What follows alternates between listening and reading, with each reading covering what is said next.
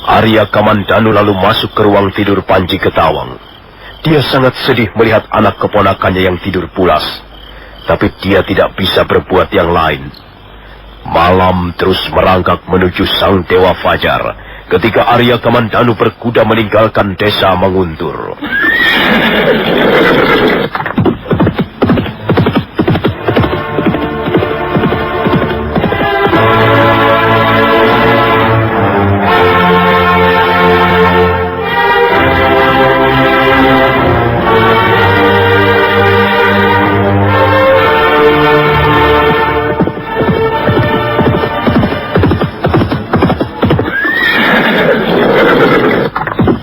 Kemana, Paman? Kita harus segera pergi, Panji. Di sekitar tempat ini banyak orang-orang jahat. Tapi ibuku sedang sakit. Mengapa kau ajak aku pergi? Ibumu nanti akan segera sembuh. Kan adanya lemus yang menungguinya. Sudahlah, kau jangan rewel, ya? Kita harus segera meninggalkan tempat ini. Baru saja Arya Kamandanu akan menyentakkan tali kekang kudanya, ketika tiba-tiba dari balik kegelapan muncul orang-orang berkuda.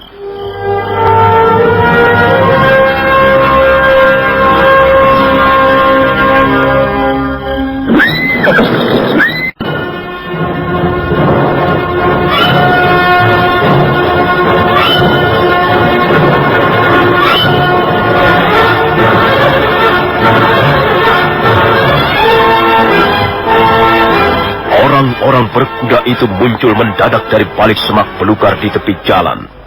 Jumlah mereka cukup banyak. Arya Kamandanu mengurungkan niatnya meneruskan perjalanan. Dia hanya diam menunggu sambil mendekap keponakannya, Panji Ketawang. Kami ingin tahu, kau siapa? Di mana rumahmu? Dan kemana tujuanmu malam-malam begini berkuda? Apakah aku sedang berhadapan dengan prajurit-prajurit Kediri? Ya, benar. Sebagian besar di antara kami adalah prajurit Kediri. Tuanku Bajil, kalau saya tidak keliru, dialah orangnya. Saya masih bisa mengenali suaranya. Betul, Tuan Bajil. Dialah orang yang telah bertempur dengan kami sampai ke Bukluyur terbunuh. Kalau begitu, kita beruntung sekali bisa menemuinya di sini. Benar, Tuan Bajil. Tuan Bajil tidak perlu menjelajah sampai ke pelosok-pelosok desa. Kau belum menjawab pertanyaanku. Siapa namamu? Apakah kau keberatan menyebut namamu? Kalau dia keberatan, kita bisa memaksanya, Tuan. Tidak perlu. Kalau memang dia keberatan, aku pun tidak apa-apa. Aku tidak peduli siapa dia, di mana rumahnya, dan kemana tujuan perjalanannya. Yang penting pedang itu. Kau, apa benar kau yang menyimpan pedang milik pelarian asing itu? Kalau benar kau mau apa? Dan kalau tidak kau juga mau apa? Kau jangan mulai dengan kata-kata yang tidak enak didengar telinga. Kami tidak bermaksud buruk padamu. Kakang Bajil hanya ingin mengetahui tentang pedang itu. Jawablah pertanyaan yang baik dengan sikap yang baik pula.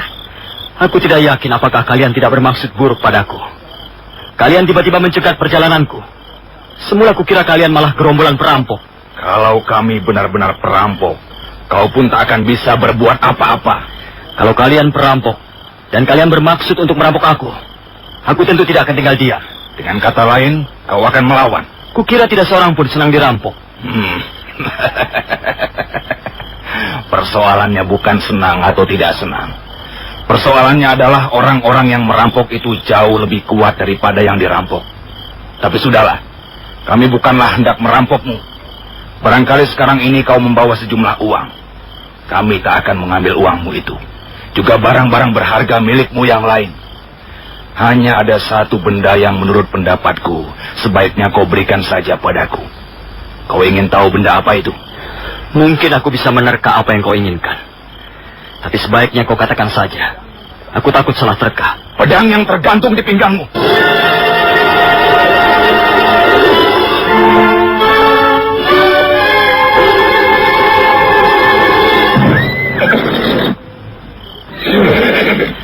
Jadi kau menginginkan benda ini?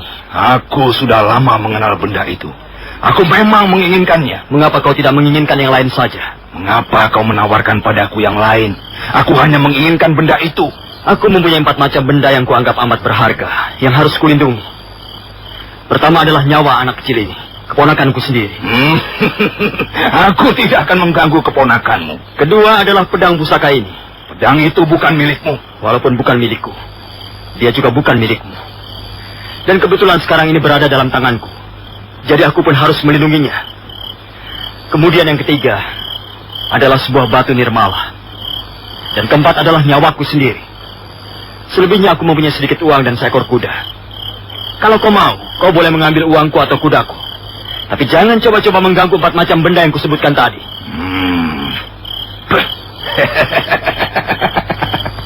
Kau seorang pemberani.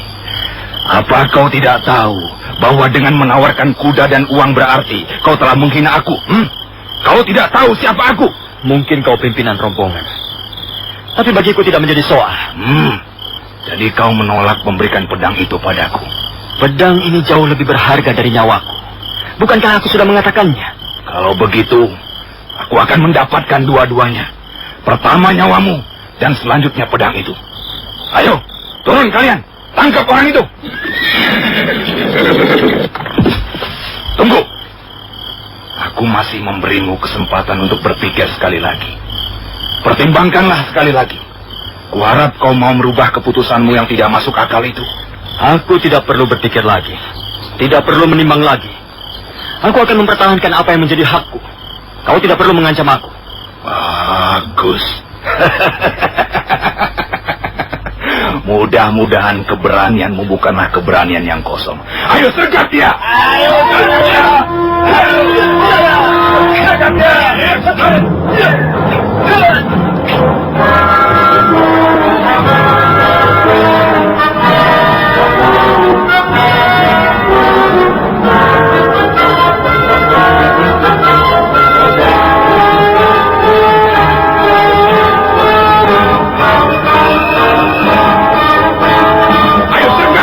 Arya Kamandanu segera melompat dari punggung kudanya. Begitu beberapa orang prajurit Kediri mencoba menyerang, maka sambil menggendong Panji Ketawang, dia berusaha membendung arus serbuan musuh-musuhnya yang datang silih berganti. Melihat keadaan yang semakin sulit karena serangan semakin gencar, Arya Kamandanu melompat mundur.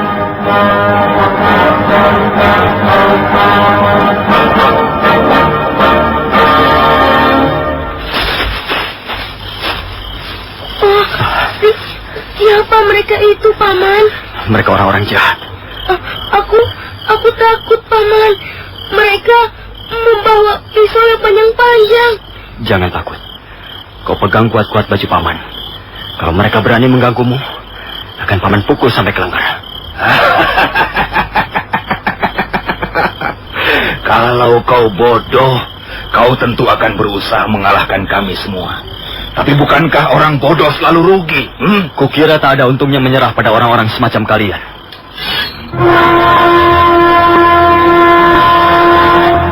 Sekarang aku benar-benar sudah yakin bahwa pedang itu berada di tanganmu. Kau pasti semakin bernafsu untuk memilikinya. Aku tahu pedang itu pedang yang bagus. Kalau kau menginginkannya, kau harus bisa mengambilnya dari tanganku. Sekarang ini aku akan mengambilnya. Hei, kalian minggir semuanya. Berjagalah di sekitar tempat ini. Dan kau Sambi. Iya, Kakang. Kau boleh membantu aku merebut pedang itu. Iya.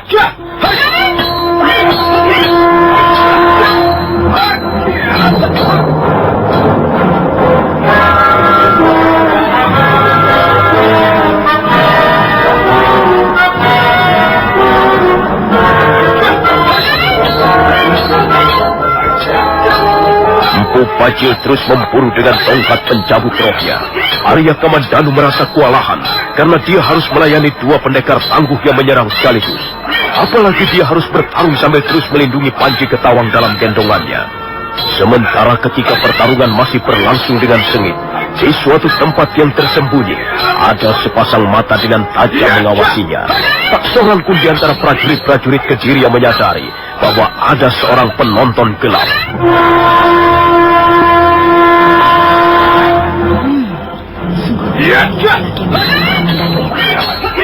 Sambil menggendong seorang bocah, dia nekat melawan pendekar-pendekar yang cukup tangguh. Tapi kukira dia tak akan bertahan dalam 5 jurus lagi. Nah, benar bukan? Sekarang Bu Bajil sudah bisa memojokkannya. Memang benar, keadaan Arya Kamandanu terjepit. Empu Bajil terus menghujaninya dengan serangan beruntun tak kenal ampun. Suatu ketika, dia baru saja terhindar dari gempuran tangan-tangan berbisa Dewi Sambi. Dan belum lagi kakinya menginjak tanah, tongkat pencabut roh sudah datang menyambar.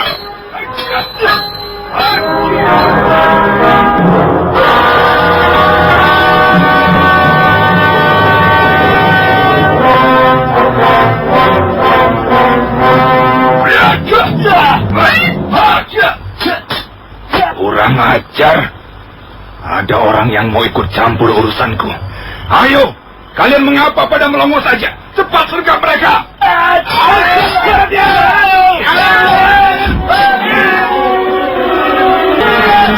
Mereka lolos, Kakang Bajil. Goblok.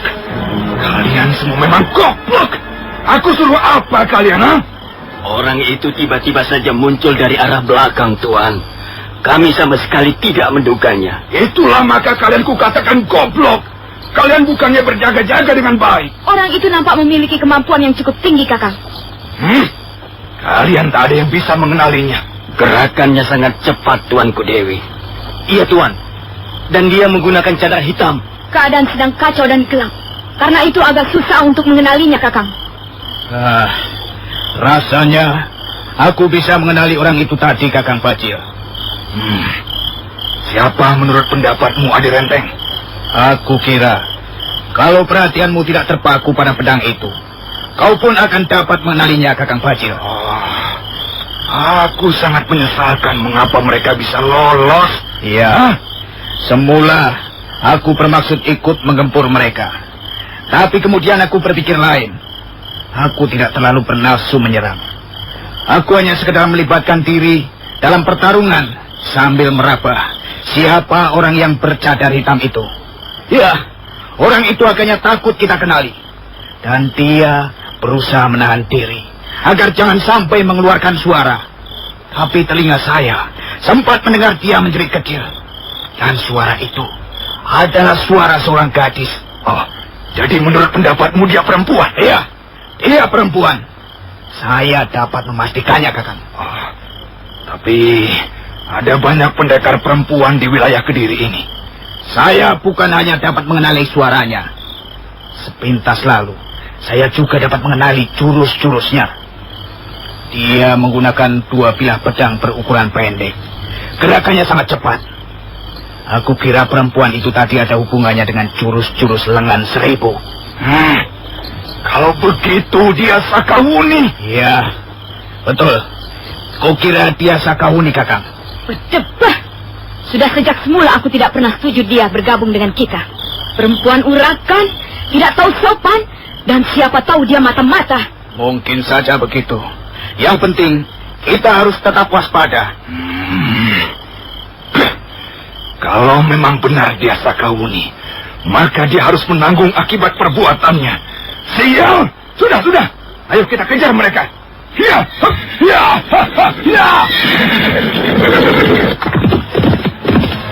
Kita lari, Paman. Kalau tidak lari, kita bisa mati. Kau lihat sendiri tadi. Kita hampir saja kena pukulan tongkat orang cebol itu. Siapa orang cebol itu, Paman? Sepertinya orang itu galak sekali. Iya, dia galak dan kejam. Mereka semua galak dan kejam. Orang-orang jahat biasanya begitu. Galak dan kejam. Mereka tidak segan-segan memukul orang tak bersalah. Untung sekali ada orang menolong kita. Siapa orang itu, Paman? Entahlah. Paman belum tahu persis. Kau harus hati-hati berbicara. Jangan terlalu keras. Mereka masih terus mencari kita. Kalau begitu, kita pulang saja, Paman. Pulang kemana? Ke Manguntur. Di sana tidak ada orang jahat. Kau salah, Panji. Sekarang ini orang-orang seperti mereka berkeliaran di mana-mana. Orang-orang jahat gentayangan seperti setan kekurangan makan. Di Manguntur pun sekarang banyak orang-orang seperti... Mari. Sekarang kita harus menemukan tempat yang aman untuk bersembunyi. Mereka datang lagi, Paman. Iya. Tundukkan kepalamu. Di sini. Di balik semak belukar ini. Nah, Panji. Sekarang mari kita pergi. Kau lelah? Masih ngantuk ya? Aku takut, Paman. Aku takut bertemu mereka lagi. Kau tidak perlu takut.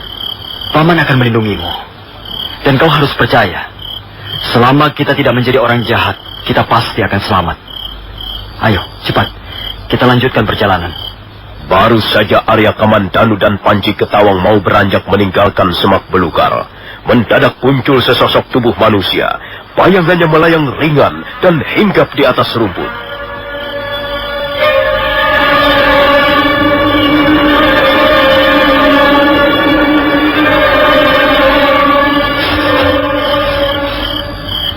Kau masih mengenaliku, Kamandanu? Sakawuni? Aku tidak sampai hati melihatmu dikeroyok Empu Bajil dan Sambi. Seharusnya kau tidak menolong kami. Hei, kau tidak suka menerima kebaikan seseorang? Bukan begitu. Apakah kau tidak sadar bahwa hal itu bisa membahayakan dirimu sendiri? Aku tak ingin melibatkan orang lain dalam kesulitanku. Kalau aku menolongmu, tentu sudah kupikir masak-masak. Sekarang kau mau kemana? Akan kau bawa kemana bocah itu? Anakmu kah dia? Dia keponakanku. Aku harus segera dapat menemukan tempat yang aman. Orang-orang itu pasti akan terus mencari aku. Ya. Aku tahu tempat... Kamandanu dari ancaman tongkat pencabut roh yang ternyata adalah Sakawuni segera membalikan tubuhnya, kemudian bergegas melangkah. Arya Kamandanu sambil menggendong Panji Ketawang mengiring di belakangnya.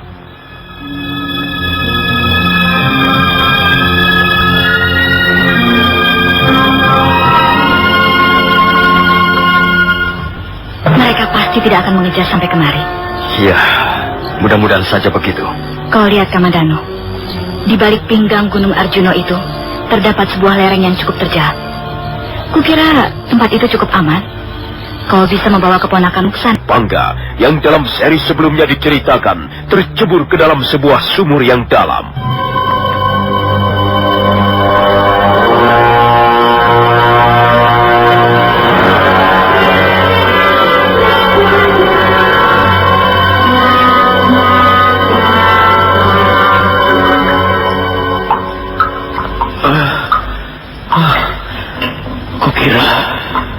Kukira aku sudah mati.